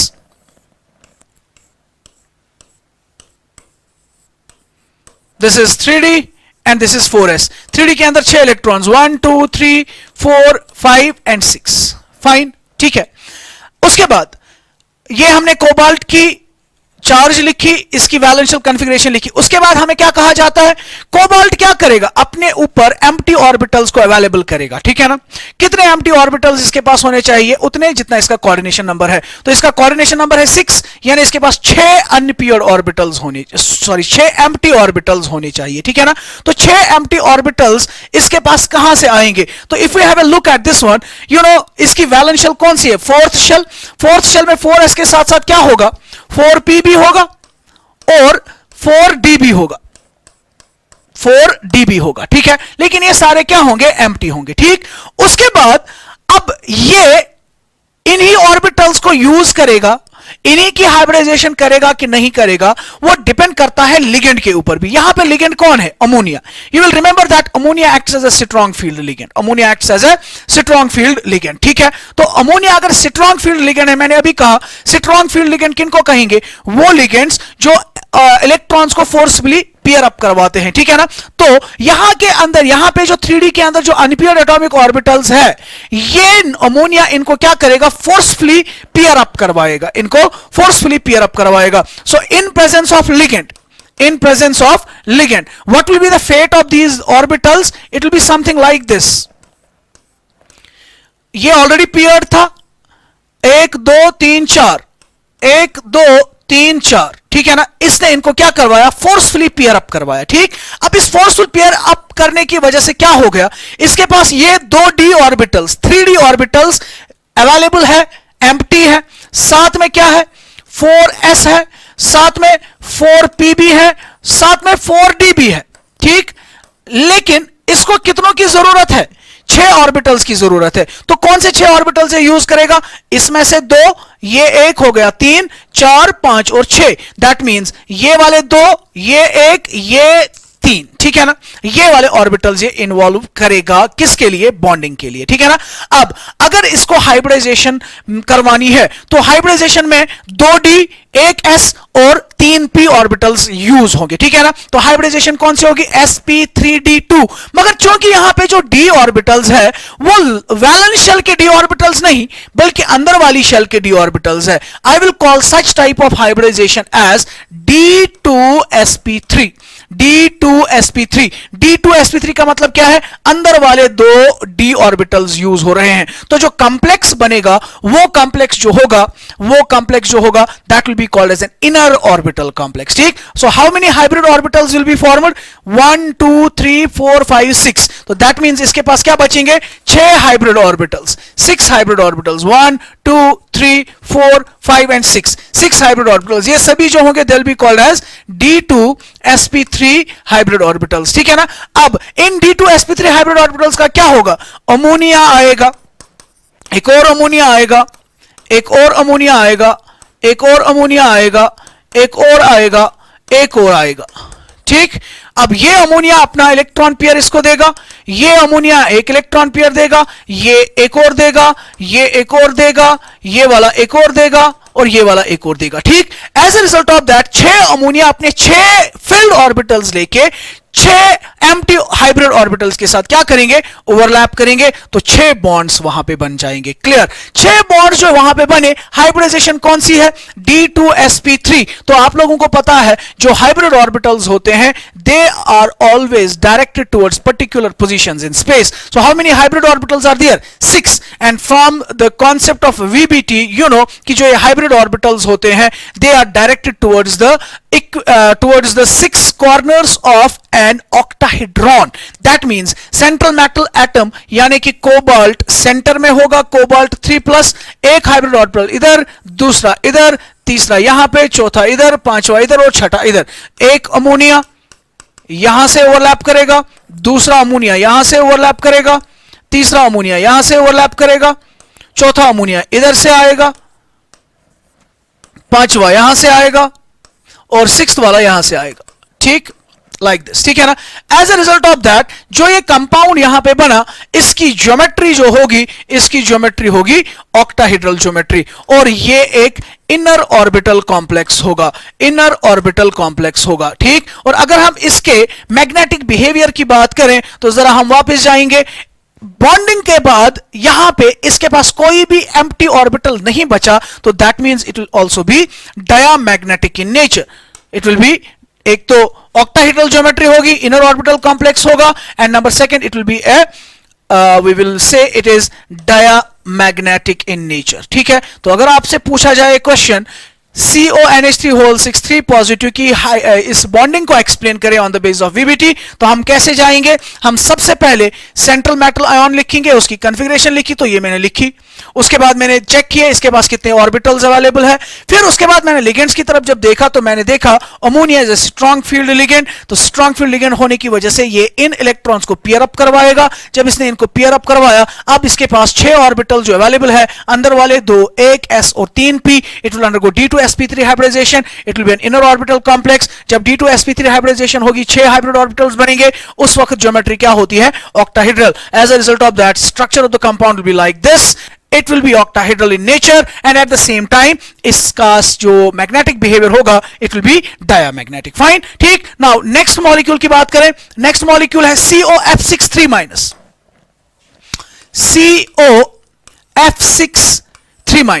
COF63-, fine, ठीक है ना।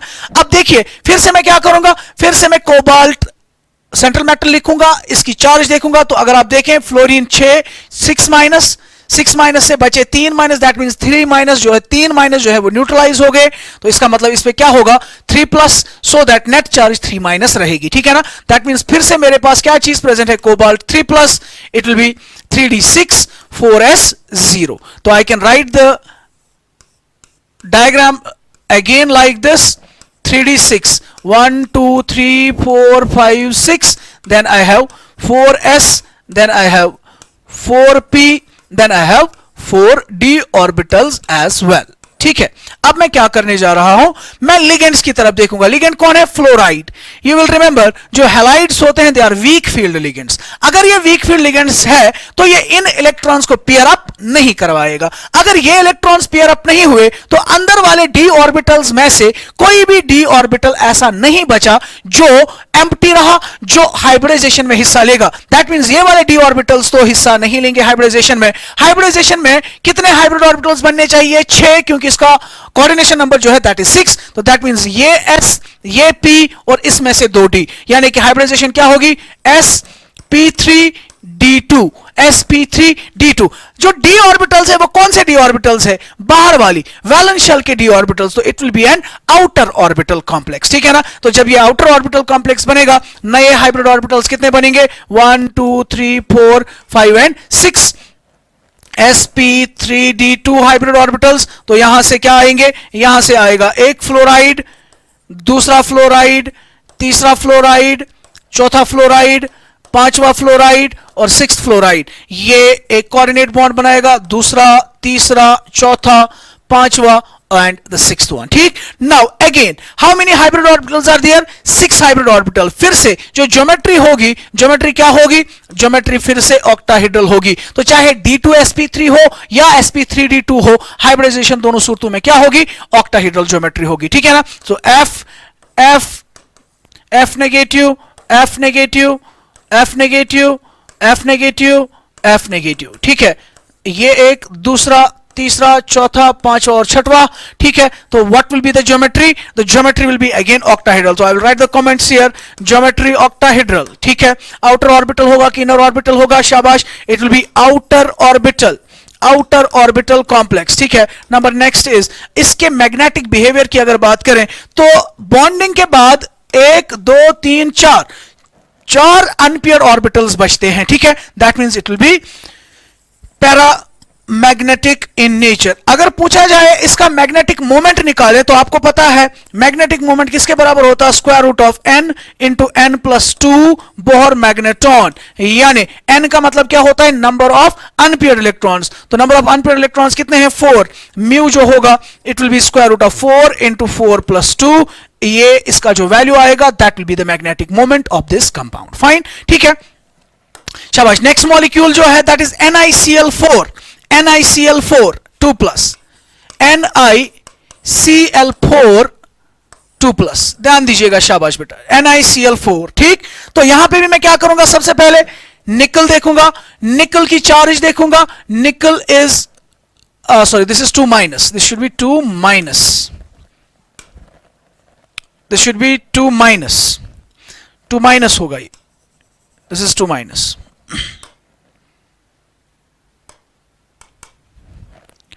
NiCl4 2 minus. ठीक है, तो अगर NiCl4 2 माइनस है दैट मींस निकल इज 2 प्लस। ठीक, 2 प्लस और 4 माइनस न्यूट्रलाइज होगा 2 और बचेगा 2 माइनस। ठीक है ना? तो दैट मींस निकल 2 प्लस की मैं चार्ज देखूंगा। निकल, निकल is a 28 atomic number, that means it will B 3d8 4s2। अब चूंकि 2 इलेक्ट्रॉन्स निकले हैं इट विल बी 4s0। तो मैं बिल्कुल वैसे ही इसकी भी ऑर्बिटल डायग्राम लिखूंगा। 3D के अंदर 8 1 2 3 4 5 6 7 8। ठीक है, then you have 4s, then it can also have 4p, it can also have 4d। ठीक, उसके बाद हम क्या करते हैं?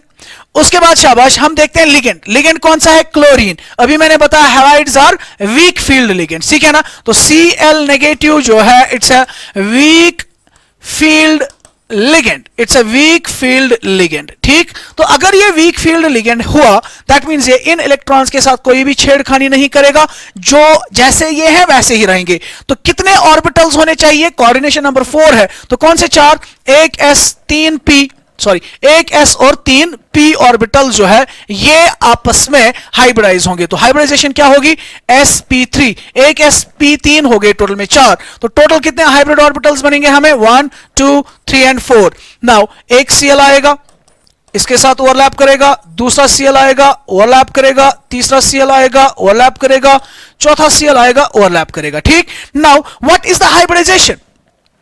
The hybridization is sp3, the hybridization is शाबाश sp3। फाइन, sp3 हाइब्रिडाइजेशन होने की वजह से क्या होगा?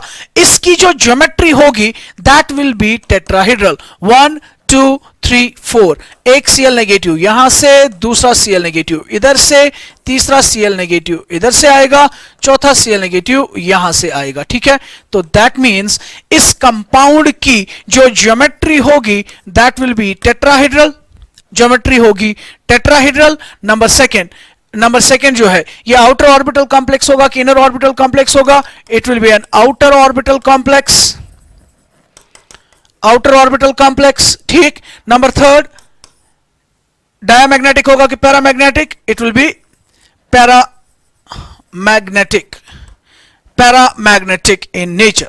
ये क्या होगा? It will be paramagnetic in nature. Fine, ठीक। नंबर नेक्स्ट मॉलिक्यूल जो हमारे पास था that was NiCO4, NiCO4, NiCO4। ठीक है, now what is this NiCO4?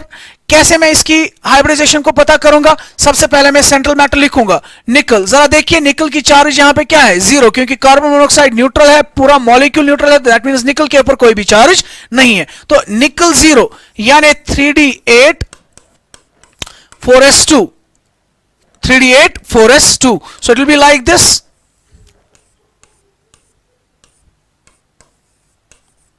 1 2 3 4 5 6 7 and 8। ठीक, इसके अंदर 2 होंगे, उसके बाद 4p भी है और 4d भी है।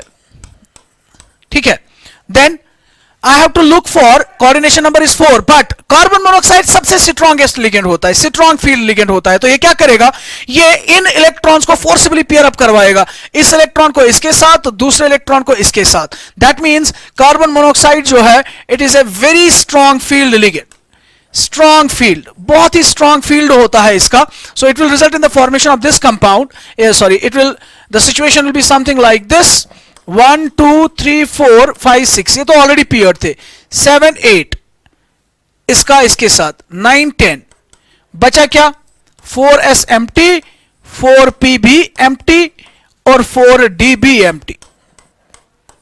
तो कुल मिला के इसको कितने चाहिए orbitals?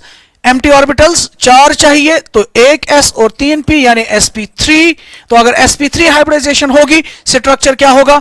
Tetrahedral, NiCO, one CO, another CO, another CO and another CO। ठीक है, इस तरीके से इसकी ज्योमेट्री टेट्राहेड्रल होगी।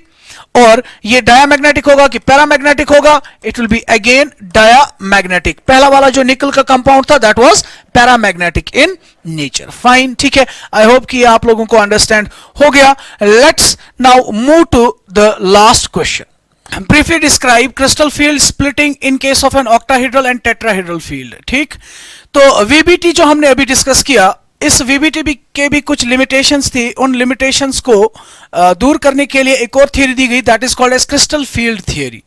क्रिस्टल फील्ड थियरी जो है इट सिंपली सेज दैट, जैसे VBT का कहना था कि मेटल और लिगेंड के दरमियान एक कोवेलेंट बॉन्ड बनता है bye the partial overlap of completely filled orbital of ligand and empty orbital of atom, crystal field theory totally negates this statement. It says that metal और ligand के दरमियान जो bonding होती है that is purely electrostatic in nature. That means that is purely ionic interaction. ligand और metal के दरमियान interaction जो होती है वो ओवरलैपिंग ऑफ ऑर्बिटल से नहीं होती है, बल्कि वो बेसिकली इलेक्ट्रोस्टैटिक इन ओरिजिन होती है। उसमें एक आयोनिक बॉन्ड बनता है। ठीक, कैसे आयोनिक बॉन्ड बनता है? मेटल आयन जो है और लिगेंड्स जो है, you know ligands are either negatively charged और लिगेंड्स और न्यूट्रल। लेकिन अभी जो हमने लिगेंड्स की बात की, let's say for example NH3 की बात करें which is neutral having a lone pair, water की बात करें neutral having a lone pair on oxygen. ठीक है ना, इसी तरीके से कार्बन मोनोऑक्साइड की बात करें neutral having a lone pair on oxygen. ठीक है, ये जो कंपाउंड्स है ये न्यूट्रल मॉलिक्यूल्स होने के साथ साथ पोलर होते हैं, they act as dipoles. You know ammonia is a polar molecule, water is a polar molecule, carbon monoxide is a polar molecule. Nitrogen end delta negative होता है, hydrogen end delta positive, hydrogen delta positive, oxygen delta negative, carbon delta positive, oxygen delta negative. It says that metal के positive charge और ligand की negative charge या neutral ligand के negative end of the dipole के दरमियान interaction होती है, attraction होती है। ठीक है ना, इलेक्ट्रोस्टैटिक फोर्स ऑफ अट्रैक्शन होता है। ठीक, और उसी इलेक्ट्रोस्टैटिक फोर्स ऑफ अट्रैक्शन की वजह से लिगेंड और मेटल आपस में जुड़ जाते हैं and they result in the formation of A coordinate bond. ठीक है ना, अब at the same time it says that कि जैसे ही लिगेंड इस मेटल को अप्रोच करता है, एक तो अट्रैक्शन होती है मेटल की पॉजिटिव चार्ज और लिगेंड की नेगेटिव चार्ज के दरमियान, and at the same time metal ion जो है उसके अंदर जो डी ऑर्बिटल्स प्रेजेंट होते हैं, उन डी ऑर्बिटल्स के इलेक्ट्रॉन्स और लिगेंड के नेगेटिवली चार्ज इलेक्ट्रॉन्स के बीच में रिपल्शन होती है। ठीक है ना, अट्रैक्शन के साथ साथ रिपल्शन भी होती है। ठीक, जैसे ही लिगेंड मेटल को अप्रोच करेगा अट्रैक्शन भी होगी और रिपल्शन भी होगी। ठीक है ना, और उस रिपल्शन का असर पड़ता है मेटल आयन के अंदर जो डी ऑर्बिटल्स हैं उनकी डिजेनरेसी पे। ठीक है ना, यू नो डी ऑर्बिटल्स जो होते हैं they are 5 in number and these 5d orbitals in an isolated atom are degenerate. They have same energy, ठीक है ना. लेकिन जैसे ही लिगेंड इसके नजदीक आता है तो इन d orbitals के दरमियान डिजेनरेसी जो है वो स्प्लिट हो जाती है, खत्म हो जाती है. अब ये 5d orbitals एक जैसी एनर्जी वाले नहीं रहते हैं, इनकी एनर्जी जो है वो चेंज हो जाती है. किसी ऑर्बिटल की एनर्जी इंक्रीज होती है, कुछ ऑर्बिटल्स की एनर्जी डिक्रीज होती है. उसी स्प्लिटिंग ऑफ एनर्जी या स्प्लिटिंग ऑफ डिजेनरेसी को हम नाम देते हैं क्रिस्टल फील्ड स्प्लिटिंग, ठीक है ना. Now according to crystal field theory ये स्प्लिटिंग का पैटर्न क्या होगा, इसका नेचर क्या होगा, वो डिपेंड करता है उस कोऑर्डिनेशन कंपाउंड के फील्ड के ऊपर, उसकी सिमेट्री के ऊपर. एंड यू नो मोस्टली जो कोऑर्डिनेशन कंपाउंड्स होते हैं वो या तो ऑक्टाहेड्रल फील्ड में होते हैं या टेट्राहेड्रल फील्ड में होते हैं या स्क्वायर प्लेनर फील्ड में होते हैं, ठीक है. हमारा क्वेश्चन यहां पे हमें अंडरस्टैंड करना है क्रिस्टल फील्ड स्प्लिटिंग का नेचर क्या होगा टेट्राहेड्रल फील्ड में और ऑक्टाहेड्रल फील्ड में, ठीक. तो in order to understand this let's move to the octahedral field splitting या ऑक्टाहेड्रल स्प्लिटिंग की अगर हम बात करें. ऑक्टाहेड्रल स्प्लिटिंग, इसको समझने के लिए हमें पहले ऑक्टाहेड्रल फील्ड के बारे में पता होना चाहिए. तो ऑक्टाहेड्रल फील्ड आपको पता है इस तरीके से होता है. 6 लिगेंड्स अप्रोच करते हैं सेंट्रल मेटल एटम को इन एन ऑक्टाहेड्रल सिमेट्री. और ऑक्टाहेड्रल सिमेट्री की अगर हम बात करें, एक लिगेंड इधर होगा, दूसरा इधर, तीसरा यहां पे, चौथा इधर, पांचवा इधर और छठा इधर होगा, ठीक है ना. Now if you look at these 6 ligands, इन 6 लिगेंड्स का अप्रोच जो होता है इस मेटल की तरफ along the 3 axis. Let's say this is x axis, let's say this is y axis and let's say this is z axis, ठीक है ना. 3 एक्सिस की तरफ से, ठीक.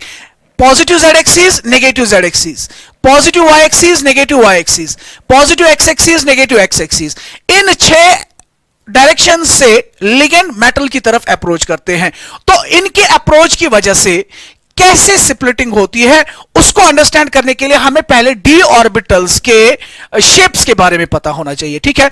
यू नो डी ऑर्बिटल जो हमारे पास होते हैं 2 तरह के होते हैं, axial d orbitals and non axial d orbitals. You know d orbitals are d x y, d y z, d x z, d x square minus y square and d z square, ठीक है ना. ये 5 D orbital जो हमारे पास होते हैं, इनकी shapes जरा आप याद करें. अगर मैं कहूं for example this is x, this is y, तो अगर मैं डी ऑर्बिटल ये वाला दिखाता हूं, दिस वन, जिसमें 4 लोब्स लाई कर रहे हैं in between x and y axis, I will call this as d x y, ठीक. एक और let's say this is x axis, this is z axis. तो अगर 4 लोब्स लाई कर रहे हैं in between x and z axis, we will call it as d x z, ठीक है. इसी तरीके से if we have x and y, d x y, d y and z, if the 4 lobes are lying in between y and z axis, we will call it as dyz, ठीक है ना. इन 3 orbitals को हम non axial d orbitals कहते हैं क्योंकि इनके चारों लोब्स लाई करते हैं इन बिटवीन द एक्सिस, ठीक. ऑन द अदर हैंड अगर मैं दिखाऊं ये एक्स एक्सिस, ये वाई एक्सिस, एक लोब एक्स एक्सिस के पॉजिटिव इस पे एंड पे है और दूसरे नेगेटिव साइड से है, तीसरा वाई एक्सिस के नेगेटिव और चौथा वाई एक्सिस के पॉजिटिव साइड पे लगे हुए हैं. इस वाले ऑर्बिटल को हम d x square minus y square से रिप्रेजेंट करते हैं. और एक और डी ऑर्बिटल जो है उसमें let's say for example this is z axis, this is x axis, it is like this, 2 lobes on the Z axis और इस एक्स वाई प्लेन में, इस XY प्लेन में एक कॉलर ऑफ इलेक्ट्रॉन डेंसिटी रहता है. This is the shape of D z square, ठीक है ना. तो हम जहन में रखेंगे कि 3 डी ऑर्बिटल्स ऐसे हैं जिनके lobes in between the axis लाई कर रहे हैं और 2 डी ऑर्बिटल्स ऐसे हैं जिनके लोब्स ऑन द एक्सिस लाई कर रहे हैं, ठीक है ना. Now let's say for example ये हमारा मेटल है, सेंट्रल मेटल है, ठीक है ना. इस सेंट्रल मेटल को ऑक्टाहेड्रल फील्ड में कंपाउंड बनाना है, तो इसके सामने जो लिगेंड्स आएंगे they will come along the 3 axes, ठीक. मगर इस सेंट्रल मेटल के ऊपर 3 ऑर्बिटल्स ऐसे होंगे जिनके lobes in between the axis लाई कर रहे होंगे, ठीक है. और 2 ऑर्बिटल्स ऐसे होंगे जिनके लोब्स कहां पे लाई कर रहे होंगे, ऑन द एक्सिस, ठीक. और जिनके लोब्स ऑन द एक्सिस लाई कर रहे हैं, अगर लिगेंड यहां से आ रहे हैं, the ligands are approaching along the axes, along the three axes, ठीक. In an octahedral field, if they are approaching the ligand along the three axes, तो जाहिर सी बात है जिन ligands, जिन orbitals के lobes on the axis lie कर रहे हैं, उनके ऑर्बिटल्स और लिगेंड के ऑर्बिटल्स में ज्यादा रिपल्शन होगी, क्योंकि वो एक दूसरे के ज्यादा नजदीक आ रहे हैं as compared to those orbitals जिनके लोब्स लाई कर रहे हैं इन बिटवीन द एक्सिस, ठीक है ना. तो दैट मींस जब लिगेंड अप्रोच करेगा मेटल की तरफ, वो ऑर्बिटल्स जिनके लोब्स ऑन द एक्सिस है, they will feel more repulsion as compared to those orbitals whose lobes are lying in between the axis, they will feel less repulsion, ठीक है ना. तो जब एक के साथ ज्यादा रिपल्शन हुई, दूसरे के साथ कम रिपल्शन हुई, जाहिर सी बात है जिनके साथ ज्यादा रिपल्शन होगी उनकी एनर्जी बढ़ जाएगी, और जिनके साथ रिपल्शन कम होगी उनकी एनर्जी डिक्रीज हो जाएगी, ठीक है ना. इस चीज को फर्दर हम एक्सप्लेन करते हैं. If we will consider this bond formation to be a two step process, ठीक है. देखिए कैसे. For example let's say for example अगर हम एक आइसोलेटेड एटम की बात करें, एक आइसोलेटेड एटम में जो 5d ऑर्बिटल्स होते हैं उनकी एनर्जी एक जैसी होती है, ठीक. उनकी एनर्जी एक जैसी होती है. नाउ लेट्स सपोज थ्योरेटिकली ये जो 5d ऑर्बिटल्स हमारे पास है मेटल के, इन 5d ऑर्बिटल्स के अराउंड लिगेंड्स आ रहे हैं इन अ स्फेरिकली सिमेट्रिकल फील्ड. सो अगर स्फेरिकली सिमेट्रिकल फील्ड में आएंगे, दैट मींस हर एक साइड से लिगेंड आ रहा है. तो चाहे जिनके लोब्स ऑन द एक्सिस हो या इन बिटवीन द एक्सिस हो, वो हर एक साइड से एक जैसी रिपल्शन फील करेंगे. तो अगर एक जैसी रिपल्शन फील करेंगे इन अ स्फेरिकली सिमेट्रिकल फील्ड, इन सभी ऑर्बिटल्स की एनर्जी एक जैसे रिपल्शन की वजह से बढ़ जाएगी, ठीक है. तो अगर ये आइसोलेटेड एटम है, if this is isolated atom जिसमें 5d ऑर्बिटल्स की एनर्जी कम है, स्फेरिकली सिमेट्रिकल फील्ड में इन्हीं 5 ऑर्बिटल्स की एनर्जी का क्या होगा, इन 5 ऑर्बिटल्स की एनर्जी जो है वो बढ़ जाएगी स्फेरिकल फील्ड में. लेकिन क्योंकि सबों के साथ हर एक साइड से एक जैसा रिपल्शन होगा, इनकी एनर्जी स्प्लिट नहीं होगी. लेकिन अगर हम इसी रिपल्शन को ऑक्टाहेड्रल फील्ड में देखें, तो ऑक्टाहेड्रल फील्ड में क्या होगा, दो ऑर्बिटल्स जिनके लोब्स ऑन द एक्सिस है, they will feel more repulsion, और उन दो ऑर्बिटल्स की एनर्जी जो है वो क्या हो जाएगी, वो बढ़ जाएगी. व्हाइल एज 3 ऑर्बिटल्स जिनके lobes in between the axis लाई कर रहे हैं, उनके ऊपर रिपल्शन लेस होगी, जिसकी वजह से उनकी एनर्जी इनके मुकाबले में क्या होगी, डिक्रीज होगी, ठीक है ना. तो वो ऑर्बिटल कौन कौन से होंगे, dxy, dyz और dxz, और ये वाले ऑर्बिटल्स कौन से होंगे, dx square minus y square and dz square, ठीक है. बात समझ रहे हैं आप, ठीक.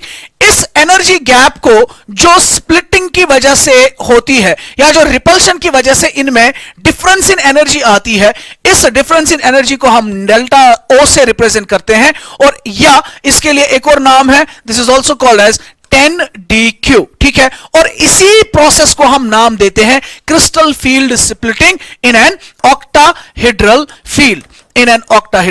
ठीक. Now this set of orbitals whose energy is lowered, they are called as T2g set of orbitals, और जिनकी एनर्जी बढ़ जाती है उनको हम नाम देते हैं EG set of orbitals, ठीक है. बात समझ में आ रही है, ठीक. इस एवरेज एनर्जी को जो हम थ्योरेटिकली बताते हैं कि अगर ये स्फेरिकली सिमेट्रिकल फील्ड में होते तो इनकी एनर्जी बढ़ जाती है, ठीक है ना. इसको हम नाम देते हैं, we call this average energy as barycentre. The average energy of these 5d orbitals is known as barycenter, ठीक है ना. As a result of that, जो ऑर्बिटल्स नीचे आ गए, इनकी एनर्जी डिक्रीज हुई, ये स्टेबलाइज हुए और ये डिस्टेबलाइज हो जाते हैं, ठीक है ना. बात समझ में आ रही है. This process is what we call as crystal field splitting in octahedral field. तो सिंपल सी बात है, जब भी ऑक्टाहेड्रल फील्ड में कोऑर्डिनेशन कॉम्प्लेक्स बनेगा, तो चूंकि ऑक्टाहेड्रल फील्ड में 6 लिगेंड्स आ रहे हैं along the axis, those d orbitals whose lobes will lie on the axis, they will feel more repulsion and will be raised in energy, as compared to those 3d orbitals whose lobes are lying in between the axes, their energy will decrease and they will decrease in energy because of the less repulsion, ठीक है ना. तो ये जो splitting pattern यहां पे develop होगा, इसको हम नाम देते हैं crystal field splitting in octahedral field, ठीक है. अब अगर हम टेट्राहेड्रल फील्ड की बात करें, टेट्राहेड्रल फील्ड को हम बिल्कुल वैसे ही समझने की कोशिश करेंगे. Let's say this is the metal, This is one bond, second, third and fourth. This is the tetrahedral field. तो अगर मैं tetrahedral field की बात करूं, अब आप ध्यान से देखेंगे tetrahedral field की अगर मैं बात करूं, let's say this is x axis, let's say this is y axis and this is z axis. ठीक. Now इस वक्त टेट्राहेड्रल फील्ड में लिगेंड्स अप्रोच कहां से कर रहे हैं? Ligands are approaching in between the axis. Ligands are approaching in between the axis. तो सेंट्रल मेटल के ऊपर जिन ऑर्बिटल्स के lobes in between the axis होंगे, जिन ऑर्बिटल्स के लोब्स कहां पे होंगे? In between the axis, they will feel more repulsion as compared to those orbitals जिनके लोब्स ऑन द एक्सिस हैं. ठीक है ना. लेट्स से फॉर एग्जांपल मैं दिखा रहा हूं यहां पे, फॉर एग्जांपल ये डी ऑर्बिटल्स लाई कर रहे हैं on the axis. On the axis कौन से डी ऑर्बिटल्स होते हैं? D x square minus y square and d z square. Lobes in between axis किनके होते हैं? D x y, d y z, d x z. तो जिनके lobes in between the axis है वो लिगेंड के लोब्स, लिगेंड के ऑर्बिटल्स के लोब्स के साथ ज्यादा कन्फ्रंटेशन करेंगे, ज्यादा नजदीक आएंगे, रिपल्शन जो है वो ज्यादा होगी. तो इस सूरत में उल्टा होगा ऑक्टाहेड्रल फील्ड के मुकाबले में. ठीक है. ऑक्टाहेड्रल फील्ड में ligands approach कर रहे थे along the axis, so those orbitals whose lobes are lying on the axis, they will feel more repulsion and will get raised in energy. And in case of tetrahedral field, since ligands are approaching in between the axes, so those orbitals whose lobes are lying in between the axes, they will feel more repulsion and they will raise in energy. ठीक है. That means crystal field is splitting. In case of octahedral field क्या होगी? We will show it again. बिल्कुल वैसे ही show करेंगे. ये d orbitals है इन isolated atom. अगर हम थियोरेटिकली मान ले कि ये एक स्फेरिकली सिमेट्रिकल फील्ड में है, तो स्फेरिकली सिमेट्रिकल फील्ड में इनकी एनर्जी बढ़ जाएगी. लेकिन टेट्राहेड्रल फील्ड के केस में क्या होगा? टेट्राहेड्रल फील्ड के केस में वहां पे बिल्कुल उल्टा हो जाएगा. क्यों उल्टा हो जाएगा? क्योंकि वहां पे अगर हम देखें वो ऑर्बिटल्स, जिन ऑर्बिटल्स के लोब्स लाई कर रहे हैं in between the axis, they will now feel more energy. ठीक है ना. more repulsion and they will raise in energy. that means यहां पे जो ऊपर आएगा dxy, dyz and dxz, और एनर्जी कम किन की होगी? dx square minus y square and dz square. ठीक है. यहां पे इस सेट को हम नाम देते हैं E सेट और इसको नाम देते हैं T2 सेट. ठीक है. और इस गैप को, इस एनर्जी गैप को हम नाम देते हैं डेल्टा T, टेट्राहेड्रल स्प्लिटिंग. ठीक है ना. तो इस तरीके से हमने अंडरस्टैंड किया टेट्राहेड्रल स्प्लिटिंग किसको कहते हैं और ऑक्टाहेड्रल स्प्लिटिंग किसको कहते हैं. बात समझ में आई? ठीक है. सो इस तरीके से हमने ऑलमोस्ट रिवीजन कर लिया पूरे इस चैप्टर का, जो भी एक्सपेक्टेड क्वेश्चंस है जो आपके बोर्ड एग्जाम्स में पूछे जा सकते हैं. ठीक है. आई होप कि ये आप लोगों ने अंडरस्टैंड कर लिया और आप जल्दी से इनको रिवाइज करेंगे अच्छे से और इनके रिलेटेड आप नोट्स बनाएंगे, हल्के फुल्के नोट्स जिनको आप एग्जाम में फिर लिख सकते हैं. ठीक है ना. Thank you very much. See you in the next lecture. Next lecture हमारा होगा D block elements के related. Thank you very much.